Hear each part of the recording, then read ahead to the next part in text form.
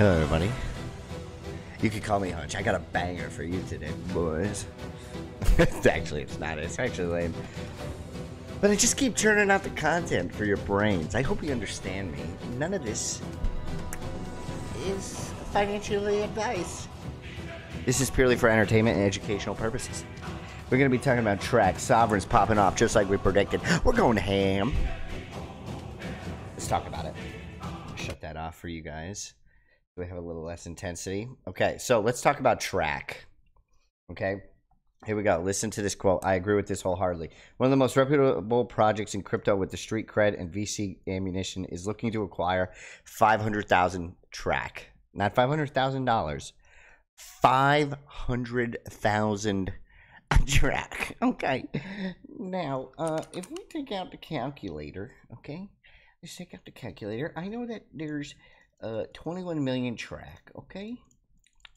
42, and that's 2.3% of the supply already for one firm. That to me sounds bullish as fuck, okay? Now, if you go into it and you read it, they're going to be exchanging this Karma token. People can acquire the Karma token by giving Trac, but you have to have Trac, you have to have Pipe, or you have to have On-Chain Monkey. I think I have that. No, not here. Okay, so On-Chain. If you don't know what On-Chain Monkey is, that's pretty interesting. I'm going to go into that. If you don't know what Karma is, nobody does. There's going to be more announcements about it. You can go follow their Twitter. There's nothing really on it. But it has some type of monkey theme, to be honest with you. So that's why we're going to be talking about, oh, here we go, Real Karma Coin, okay? I don't know what it is yet, but it's backed by venture capital. Is it a rug pull? I don't know. But they're looking to make a trade here. I don't know if it's because they don't want to pay cash, so on and so forth. So anyway, let's talk about On-Chain Monkey. If you don't know what On-Chain Monkeys is, I don't know much about it either. So leave a comment below if you do. But I do know that they use some type of special thing with ordinals to make the ordinal move, assign it to certain Satoshis. You can look up all the details, but I think they are innovative because some of the leaders in the space always talk about how the creator of On-Chain Monkey is innovating. He's having foresight into the future, so on and so forth. I'm not an ordinal expert, but it seems like there's some credibility behind the project. Okay, so that's all I really know. You can go check them out on Magic Eden. They do have volume, which is important. And there was a floor of 0.08, right? And if you go to these things, it says, where was the first transaction? The SAT that it's on, it was mined by Satoshi Nakamoto itself in the first 1,000 blocks, so on and so forth, block 9. So that probably has to do with some of the credibility behind the project, something with recursive ordinals. You know, I don't know much about the JPEG revolution.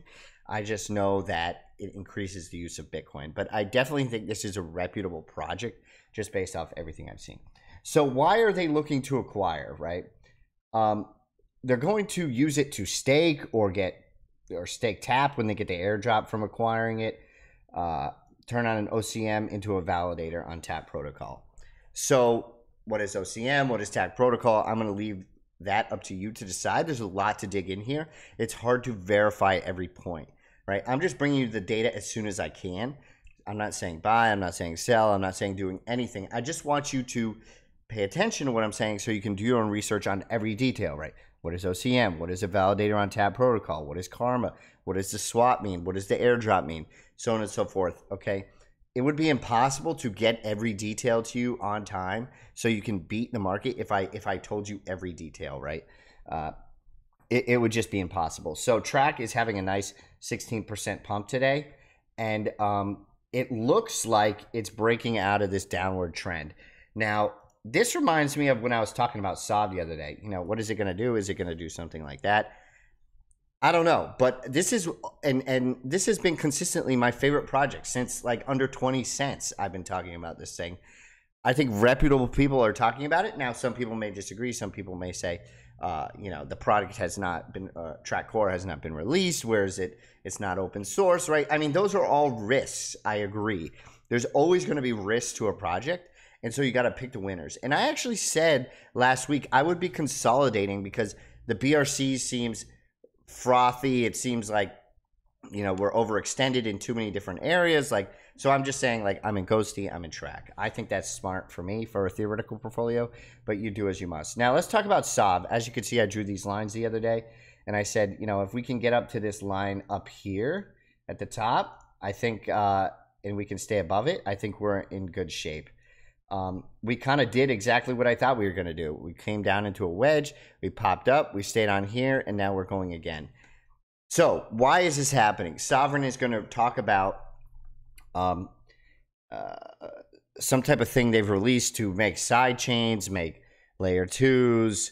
Another one was CSV, you know, moot. Okay, like they don't matter anymore. So they're saying they solve this trinity, right? You have decentralization, you have scalability, okay, and you've got decentralization, scalability, and then security, right? So traditionally, you can't have all three. Supposedly, for the Bitcoin network, Yago and the team at Sovryn have solved this. Now, don't quote me on that. I could be wrong. I don't understand all the ins and outs. I believe they're going to be talking about it in a Spaces or press release tomorrow, what it is. So let me see if I can zoom out. Yeah, so again, decentralization, scalability, and security. Traditionally, you can't have all three. Supposedly, Sovryn is coming out with something, but, you know, then again, every project says this, right? You have Algorand who said this. You have Celestia who says this. You have Solano who says this, right? I yet to believe this to be true, right? Well, people will be like, well, Solano, right? You have the speed, the scalability. You have security. I can tell they have security, right? I don't even know if they have security, but you will take a hit on decentralization, right? There's less people. I mean, there's fewer people who do control the network, so on and so forth. I'm not saying it doesn't have a level of decentralization, but it's less so than a network of nodes, a network of miners, a network of core developers, and then the user base that Bitcoin does. It has this massive distributed network, right? I don't think it's the same for everything else. So really interesting things happening with Trac. I can't go into every detail, right? It's just impossible. On-chain monkey, Trac, why are they acquiring it? Tap, why are they staking it, right? There's a lot of things to unpack there. The last thing I want to say is SAV-M. Is this a scam? Is this a layer 2 for Bitcoin that's legitimate, that's based on the EVM chain? I don't know. It's kind of falling off a cliff. I talked about this, but I didn't say invest. I just said if you don't like stacks, if you don't like Sovryn, if you don't like Rootstock, if you don't like Lightning, right? Look into it. I've never been a supporter of this, so I just want to make that clear. If people do think I supported this, I'm just saying I brought it up if you wanted to look into it. Everyone knows on this channel I'm a huge stack supporter. I've been talking about Sovryn, and I've been open and honest about how I don't think Sovryn is going to make stacks not useful anymore. And actually, I don't know if I have a notification still up here. Yago actually said there was a bridge. I think it's under here. Yeah, there's a bridge in the works between Stacks and Sovryn, right? So I think right there proves my point. And I said in also another previous tweet, you know, there's a you can have a symbiotic relationship, right? I actually think I tweeted that today because people were criticizing me about, like, what about Stacks, bro? Right?